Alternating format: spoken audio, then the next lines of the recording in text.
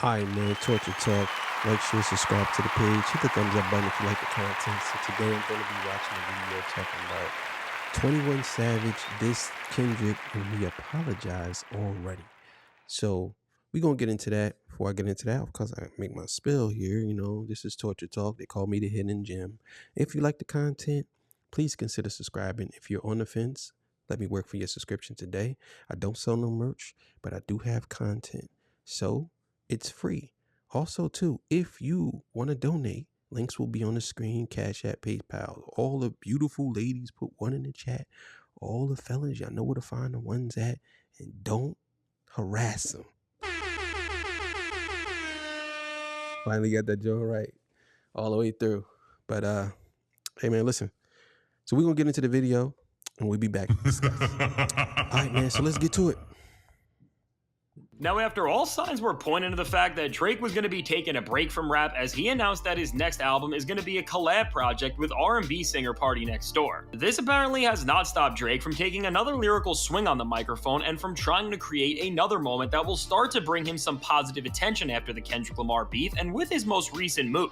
He has opened up this cryptic website called 100 Gigs for Your Head Top. And with this, Drake has finally done the first thing in months that is not making him look like the biggest joke in music, because what he did with this is give people a pretty interesting look into his vault, which features studio sessions, performances, lost album covers that are a lot better than some of the ones we actually got, and a lot of other behind the scenes content. But most importantly, and what everyone is going to be talking about from the latest move from Drake, are the 3 new tracks he has released on this website. And now, while one of these songs, called Blue, Red, and Green, is another cut from Drake that is in line with the Honestly Nevermind sound that he seems obsessed in bringing back, despite nobody gripping onto it whatsoever. And the other track, Housekeeping, knows, while That's what I mean. Like, nobody's asking for this. Like, for real. Nobody. And I was going to do a separate video on J. Cole, him dissing J. Cole, or him saying something about J. Cole, but I'm going to include that in this video. So let's go. Featuring a rapper in Lotto. Feels like another hip-hop dance crossover that is trying to do something like he did on For All the Dogs' track Rich Baby Daddy, but just a little lame. Aside from these, Drake also gave us his first real rapping performance since his beef with Kendrick Lamar that is not him going over the BBL Drizzy beat with his new track It's Up. And with this cut, as this is the first time Drake is giving us solo music since The Hard Part 6, and we are not hearing him with the whiny melodic singing, and we actually get to hear him rapping. This is obviously a very important moment, and now with the stakes this high, for a few hours, this track actually did something good for Drake, as it showed off a version of him that sounded more energized and charged up than ever. And in addition to Drake sounding like he actually can stand on his own 2 feet after this beef for the first time, with features from both Young Thug and 21 Savage on this track, Drake was able to boost back up some of the credibility he lost during the beef, as with 2 rappers who Kendrick accused him of biting off from still standing by his side. With both Savage and Young Thug, it was bringing Drake respect that he otherwise simply could not get on his own. And beyond just this, in his verse, 21 Savage alludes to some very well, before you continue, Young Thug is in jail, so obviously he didn't do this from jail. I don't know if he did, but most likely he didn't do this from jail. He could have, but he didn't. I don't believe so. But here's the thing. So his part was probably already recorded already. So this probably is an old song, because we only could go off that. Young Thug's been locked up since 2022, I believe, or 2021, one of them. But so this could be an updated version of the song. Who knows? But I'm pushing more towards it's maybe a little bit older than what we expect. An idea, such as that the industry has turned on Drake, but that he still has his back. And specifically, he made a series of bars that were subliminally dissing Kendrick Lamar, which, as he said, "Them people be lying, same people be dying, and they never post. No rap cap come out my mouth, made a couple songs think he hot now. Hit is up, he think he Pac now." And now with 21 coming out and seemingly... Yeah. See, at first I thought that was about Kendrick. But Kendrick's been hot. So I don't know. And Drake knows what he's doing. He's playing 21 Savage. He's been saying he brought 21 Savage name into the beef when he said something about, I believe it was on push-ups. You know what I'm saying? Savage got you wiped down. Travis got you wiped down. SZA got you wiped down. And it's so crazy that he would say 21 Savage, even though he dissed 21 Savage before this. You know what I'm saying? So I don't understand why he would bring up Savage. Not Savage. He dissed Travis Scott before this, because Like That came out in 21 and set and I always mix these two names up. Like That came out, and Travis Scott told Metro Boomin to play it. And then Drake, a couple of days later or weeks later, he burned his head on the stage. And then he turned around and shouted him out on the song Push-Ups. Like, come on, man. Calling out Kendrick Lamar. While these disses are not anything ground-shaking, this was a powerful moment for Team Drake because it was showing that despite what Kendrick said on Not Like Us, and despite how many people have turned on Drake, rappers as respected as 21 Savage are still standing by him and calling out Kendrick Lamar for doing something that they didn't like. And now as this narrative began to go around the internet and people were talking about these lyrics from 21, when DJ Academics went on live stream to talk about these new Drake tracks, he went on to say that he spoke to 21 Savage's manager and he tried to clear the air and say that these lyrics were not about Kendrick Lamar, and while Ack was trying to push people into believing this, when you put everything together, you can see that this is a sheer and utter lie on the end of 21 Savage's team, and it is exposing a larger problem in the rap world currently, which is that everybody is not even just scared but terrified of Kendrick Lamar. And now with the public hyper fixated on this situation and knowing where all of the tension in the rap game is lying, what's happening is that now rappers are sending out their usual sneak disses at other rappers because, as we all know, hip-hop is a competitive space, and with these rappers competing for the same fans, attention, and of course dollars, people are not gonna always like each other. But at this moment, where we all know where everyone lies and who is an enemy of who because of a feud involving so much of the genre has boiled up, rappers can no longer... Now, I agree with that. I do believe that a lot of rappers are going to continue on sneak dissing. I don't know about Drake, but a lot of rappers. But at this point, they don't want no smoke with Kendrick Lamar. A good portion of these rappers do not want anything with that dude because they don't know what he knows, what he can do. They don't know. He literally have rappers terrified.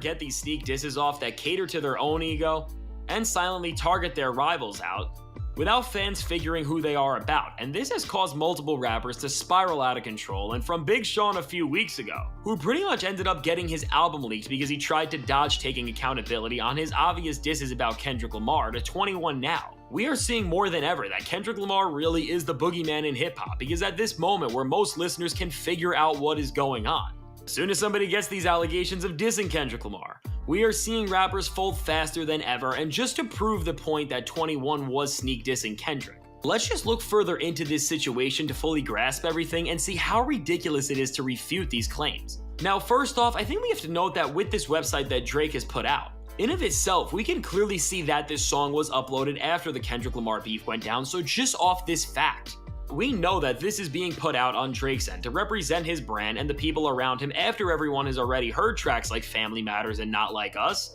And this is abundantly clear from the fact that some of the dates on his website go all the way back to 2018, and this one is very recent.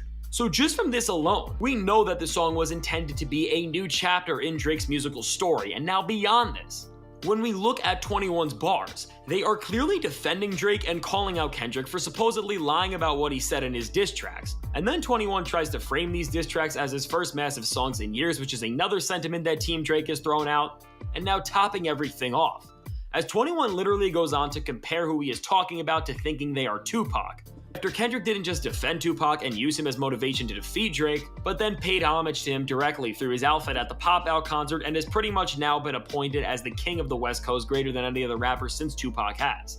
The parallels from what 21 is saying are abundantly obvious, and it is really getting tiring that these rappers and their teams are trying to downplay their lyrics, because by doing this, it is telling us that 21 Savage will just say anything to pad out a runtime of a verse, which then takes away from one of his biggest selling points as an artist, which is... And that's true. That's true. A lot of these artists, that's exactly what they do. That is exactly what they do. They use this time to pad out the runtime to get more time on the record instead of just being open about it. But again, Kendrick said, if I catch flight, it's going to be direct. You know what I'm saying? His realness, which is ridiculous, and again, goes against everything hip hop as an art form stands for on a fundamental level. And now really the only possibility that 21 did not diss Kendrick is if this song was recorded before the beef. Which, while that would be a coincidence if 21 said this, I doubt this is the case because 21's manager said a few things to DJ Academics about this song, and did not once state that it was recorded before all of this, which would have been the easiest way to avoid any controversy and shut these rumors down. Even regardless of all of this, what's not a coincidence is that Drake released this very song and verse out of all of the unreleased material he has. Because Drake definitely knew that beyond the message it sends from having 21 on the track, especially to other artists that he is still beefing with like Future and Metro Boomin, having him allude so clearly to what sounds like everything that went down with him and Kendrick will make Drake look stronger by having another rapper lie out on the line for him. So either way when we look at this situation, this was either 21 Savage straight up dissing Kendrick, or Drake using this as a chess move against Kendrick Lamar and the entire rap world for that matter, and regardless of the actual intention, which we may never know. Either way, we have seen another rapper, whether by accident or intentionally from 21 himself, diss Kendrick Lamar, and as we have already seen these claims pretty much be redacted on 21's end. Most pivotally to everything, this has already backfired on Drake, because where he finally made a decent track that kinda did something, now he just looks even more pathetic, and so does 21 Savage, because if we are in a rap world where rappers say things that clearly make sense about a situation that we can all understand, because as Kendrick says, the audience is not dumb, we can figure out what these lyrics mean most of the time, and then the rappers are telling us otherwise in what seems like full-on fear for Kendrick. At this point, Kendrick's victory is only getting stronger because it is showing these other rappers literally folding in on their own words, which while being pathetic for them, only makes his presence as the boogeyman even more real. So with all that said, let me know. What do you think of this situation, and are you sick of rappers throwing rocks and hiding their hands as Kendrick Lamar has said? I can't wait to hear what you have to say, and if you want to see how Drake is going to be quitting rap for a while beyond small moments like this track we have looked at, check out the suggested video. So yeah, man. Yeah, man. I don't think 21 Savage was I think that probably happened before. I mean, it was just a coincidence. It could have been a coincidence. I don't know. So I'm not really speaking on that, but I really want to speak more on J. Cole and Drake. And I want to speak on the what was said, what happened. So basically, J. Cole lost his phone. And this was on the 100 gigs to your head top joint. So remember when J. Cole lost his phone and somebody found it and they called Jay-Z. Jay-Z didn't answer, but then somebody called Jay-Z from a different phone and Jay-Z answered. I'm going to tell you like this. Matter of fact, you know, I'm probably going to make a whole dedicated video to J. Cole versus Drake because that might end up happening.